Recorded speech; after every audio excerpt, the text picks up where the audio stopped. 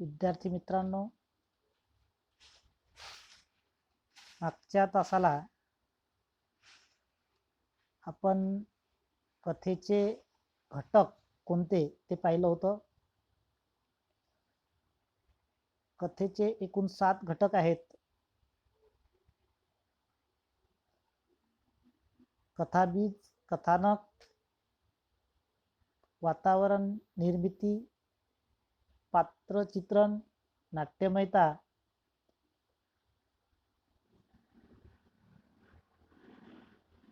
संवाद आणि भाषाशैली अशी एकूण 7 वैशिष्ट्ये, 7 घटक कथेचे असतात हे आपण पाहिलं होतं. याची लिखित अशी नोट सुद्धा मी तुम्हाला पुरवणार आहे. या तासाला आपण पाहणार आहोत कथेची वैशिष्ट्ये. कथेची वैशिष्ट्ये पेज नंबर 63 काढा. कथेची वैशिष्ट्ये. विद्यार्थी मित्रांनो, मी तुम्हाला नेहमी सांगत असतो की माझा व्हिडिओ पाहत असताना तुम्ही हेडफोन लावणे अपेक्षित आहे आणि मी काय सांगत आहे ते ऐकणे जास्त अपेक्षित आहे आणि त्याचबरोबर पुस्तकामध्ये लक्ष देणे अपेक्षित आहे. मोबाईलच्या स्क्रीनकडे पाहून तुमचे डोळे तुम्ही खराब करून घ्यायचे नाही. आणि त्यासाठीच मी हळूहळू बोलत असतो.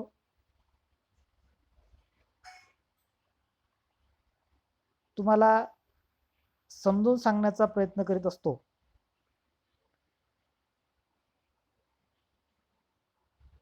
कथेची वैशिष्ट्ये पहा पुस्तकामध्ये पेज नंबर 64. मराठी भाषेचे कथा दालन खूप समृद्ध आहे. ते विविधतेने व गुणवत्तेने नटलेले आहे. त्यामुळेच मराठी कथा अनेकविध वैशिष्ट्यांनी परिपूर्ण झाली आहे. काय वाचलं तुम्ही? तुम्ही वाचलं मराठी भाषेचे कथा दालन खूप समृद्ध आहे. मराठी भाषेचे कथा दालन खूप समृद्ध आहे. आपण भाषा शिकत आहोत आणि म्हणून शब्दांकडे मी तुमचं लक्ष वेधू इच्छितो. इथे कथा दालन हा शब्द आलेला आहे पहा. कथा दालन, कथा आणि दालन अशा शब्दांनी तो मिळून बनलेला आहे. यामध्ये दालन हा जो शब्द आहे दालन,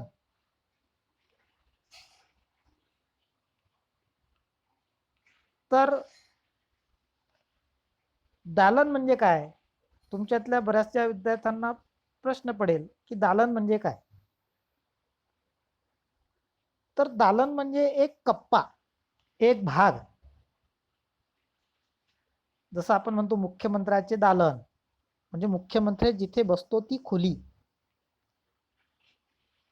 मराठी भाषेमध्ये सुद्धा अनेक खोल्या आहेत. म्हणजे कसं नाटकाच्या, कवितेच्या, तशी एक कथेची खोली ही सुद्धा खूप समृद्ध आहे. समृद्ध हा शब्द असा लिहायचा आहे. ते विविधतेने आणि गुणवत्तेने नटलेले आहे. विविधतेने नटलेले आहे. एकाच प्रकारच्या कथा नाही, अनेक प्रकारच्या कथा. ग्रामीण कथा, दलित कथा, रहस्यमय कथा, अशा अनेक कथा, अशा अनेक प्रकारच्या कथांनी ते आणि गुणवत्तेने नटलेलं आहे. आणि त्यामुळेच मराठी कथा अनेकविध वैशिष्ट्यांनी परिपूर्ण झाली आहे. कथेची वैशिष्ट्ये पाहत असताना आपण सर्वप्रथम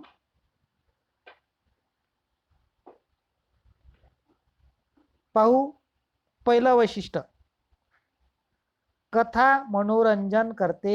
कथेचं पहिलं वैशिष्ट्य, कथा मनोरंजन करते. मराठी कथा विलक्षण मनोरंजक आहेत. विलक्षण म्हणजे खूप, विलक्षण म्हणजे खूप, विलक्षण मनोरंजक आहेत. शब्द पहा,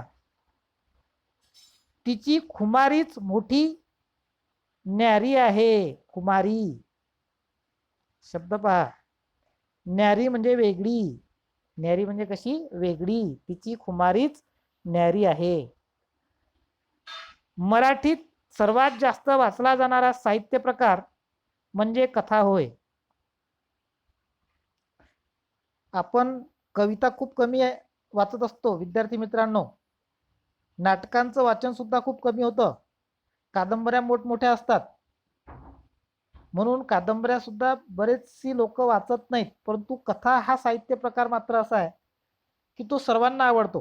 कारण तो 2, 3, 4 पानांचा असतो, तेव्हा संपतो आणि पटकन मनोरंजन होतं. म्हणून हा प्रकार साहित्य प्रकार सगळ्यात जास्त वाचला जातो.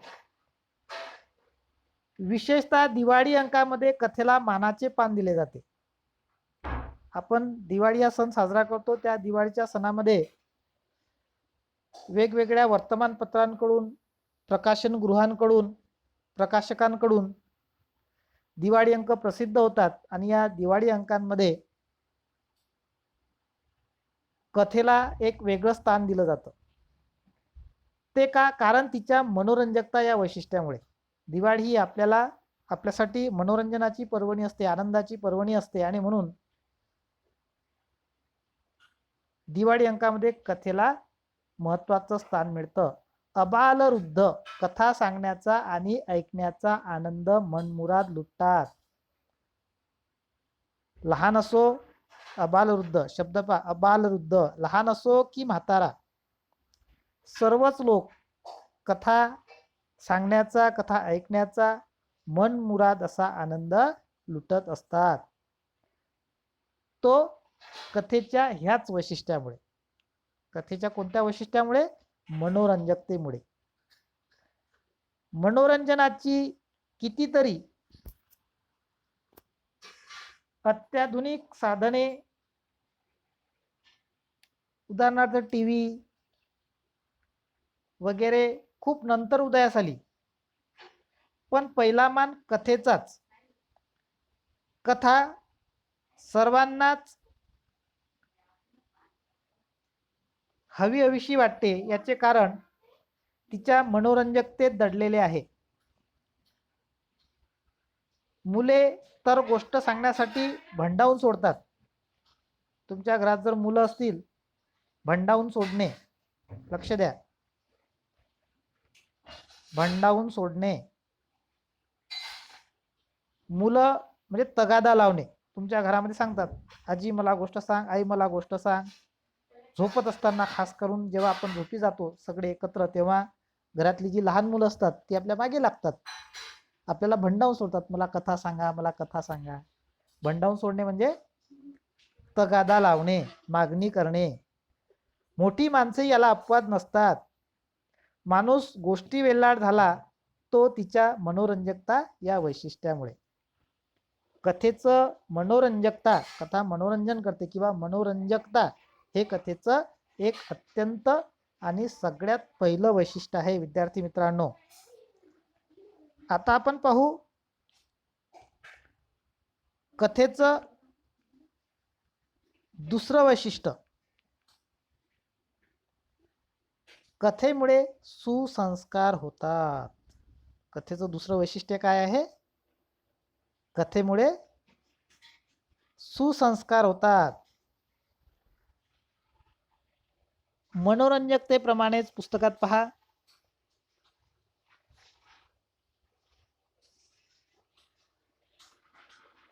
मनोरंजन तर करतेच करते कथा, परंतु त्याबरोबरच ती आपल्या मनावर चांगले संस्कार देखील करीत असते. चांगले संस्कार देखील करीत असते.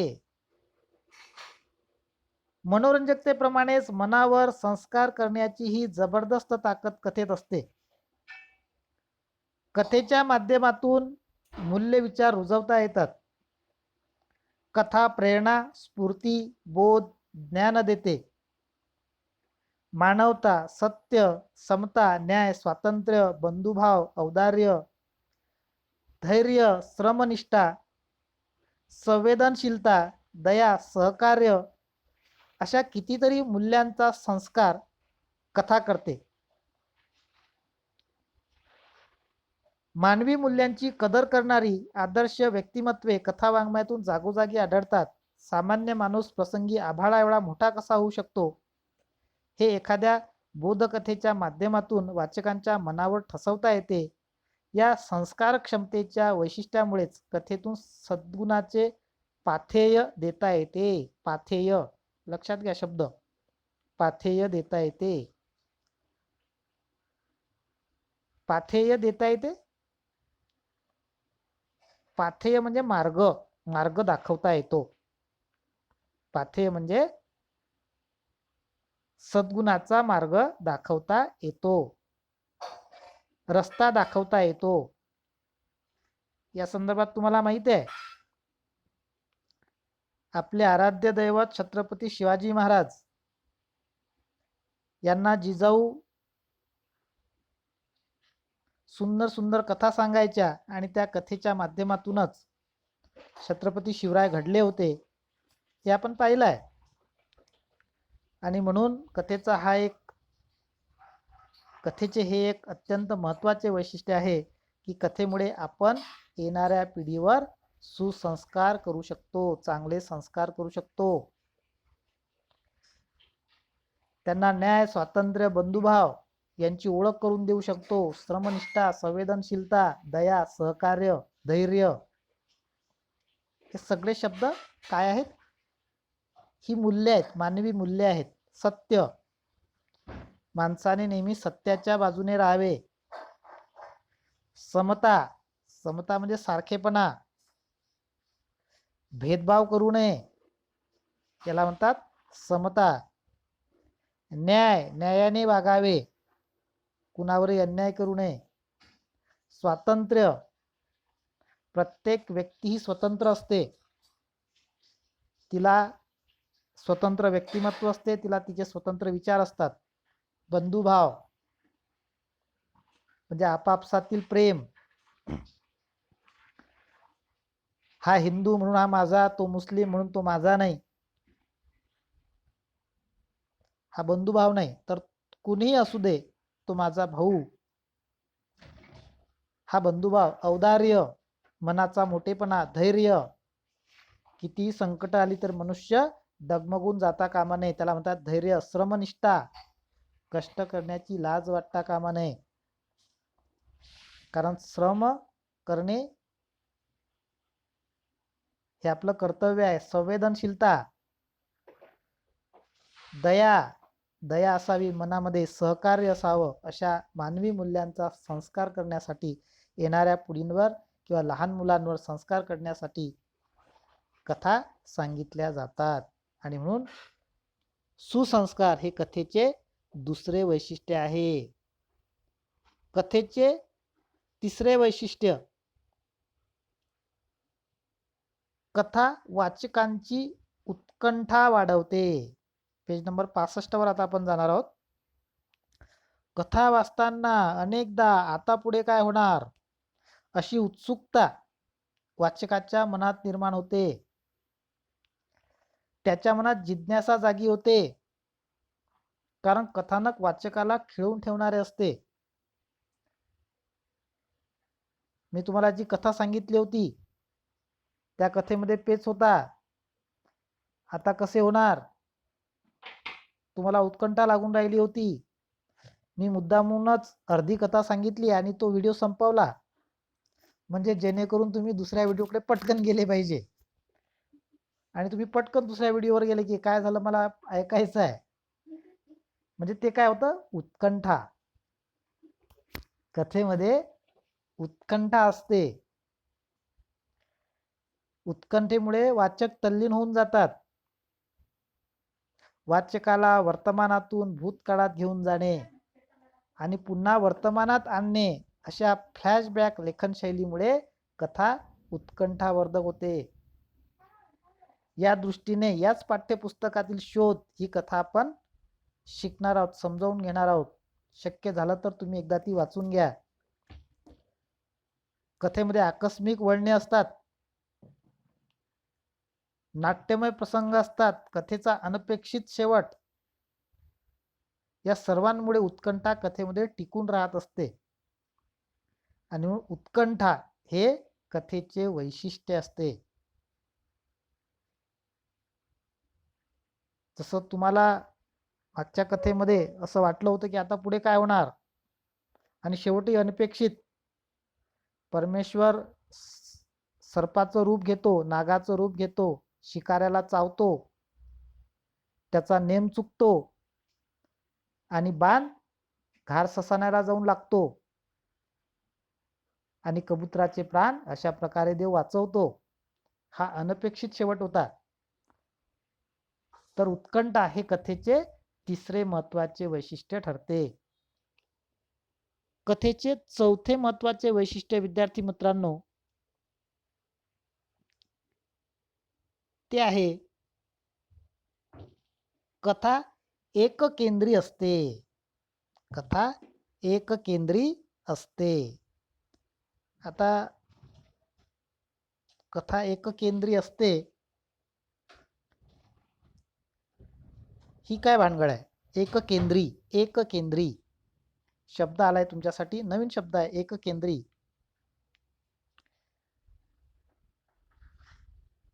मग तुम्हाला असं वाटेल हे एककेंद्री या शब्दाचा असा वापर कसा झाला इथं? एककेंद्री,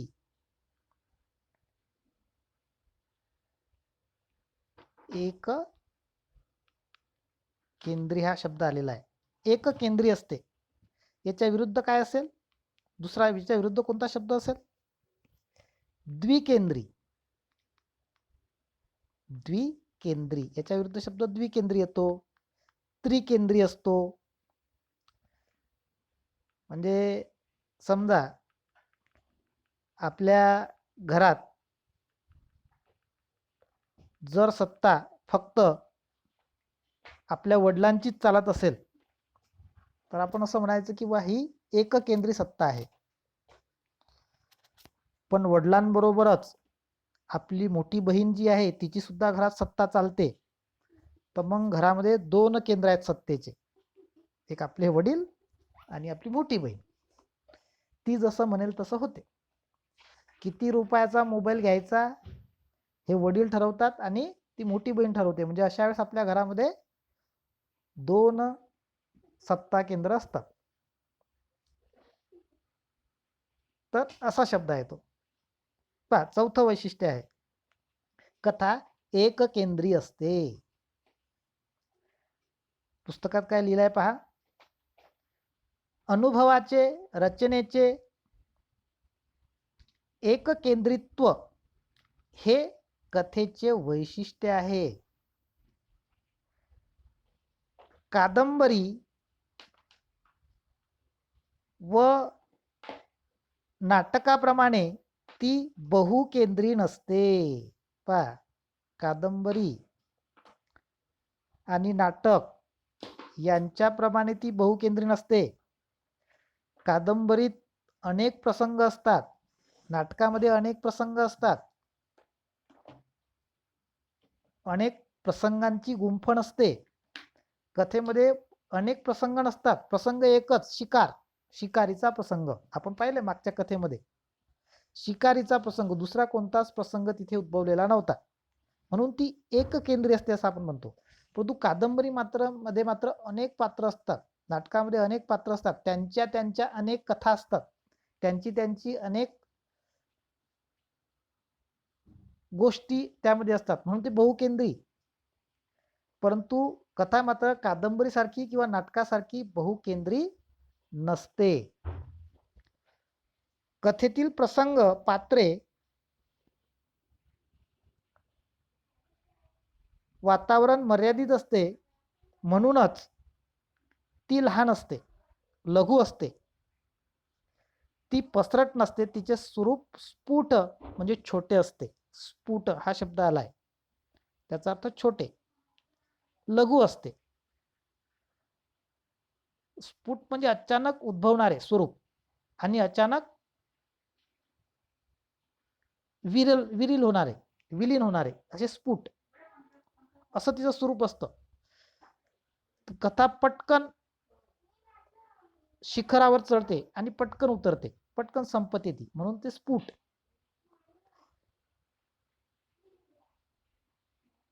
अशी कथा एककेंद्री असते, ती नाटकाप्रमाणे किंवा कादंबरीप्रमाणे बहुकेंद्री नसते. म्हणजे याचा अर्थ कादंबरी आणि नाटक यांची कथा ही बहुकेंद्री असते, परंतु कथेचे मात्र तसे नसते. पुढचं 5वं वैशिष्ट्य पहा. कथा भूतकाळात लिहिली जाते. कथा ही भूतकाळात लिहिली जाते.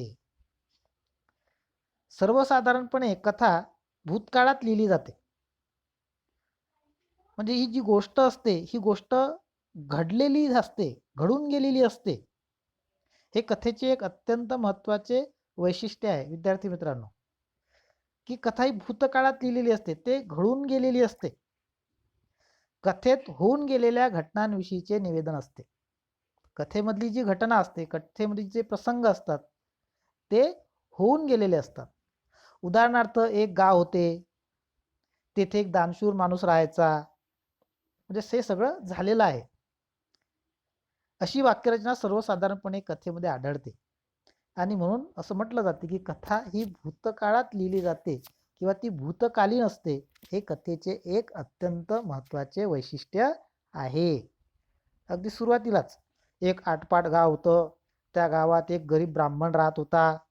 बरोबर, होता, आहे नाही, होता, म्हणजे ती भूतकाळामध्ये घडलेला प्रसंग असते. आणि म्हणून कथालेखनासाठीची जी निवेदन शैली वापरलेली असते ती भूतकालीन असते.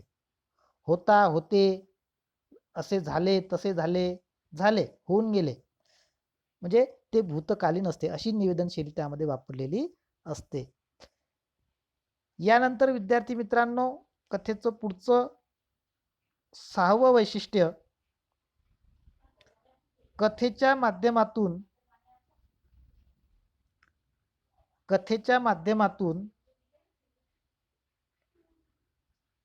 जीवनाचा वेध घेतला जातो. कथा कशासाठी निर्माण होते, तर कथेच्या माध्यमातून जीवनाचा वेध घेतला जातो.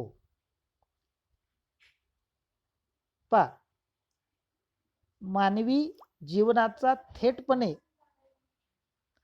वेध घेण्याचे कार्य कथा करीत असते. ती जीवनस्पर्शी असते. राजा राणी असो, एखादा टॅक्सी ड्रायव्हर, नर्स असो, गावाचा लोकसेवक असो, त्या गावच्या जीवनातील घटनांचा, भावभावनांचा, वैचारिक उलथापालथीचा धांडोळा घेण्याची ताकद कथेत असते. कथेला एकही जीवनविषय वर्ज्य नाही. बालपणी काऊ चिऊच्या रूपाने मानवी जीवनात प्रवेश करणारी कथा आयुष्यात ठाण मांडून बसलेली असते. जीवनाचा वेध घेणे हे वैशिष्ट्य कथेची खासियत आहे. जीवनाचा वेध घेणे, जीवनस्पर्शी असते कथा, किंबहुना ती त्यासाठीच निर्माण झालेली असते. उदाहरणार्थ तुम्हाला सांगतो की रामायणामध्ये आणि महाभारतामध्ये अनेक प्रकारच्या पात्रांच्या अनेक कथा आहेत. आणि या सर्व कथांमधून काय केलं जातं, तर जीवनाचा वेध घेतला जातो. कसं जगावं, कसं जगलं जातं, कसं जगू नये, हे कथेच्या माध्यमातून सांगितलं जातं. आणि म्हणून कथेच्या माध्यमातून जीवनाचा वेध हे कथेचे एक खास वैशिष्ट्य आहे. विद्यार्थी मित्रांनो,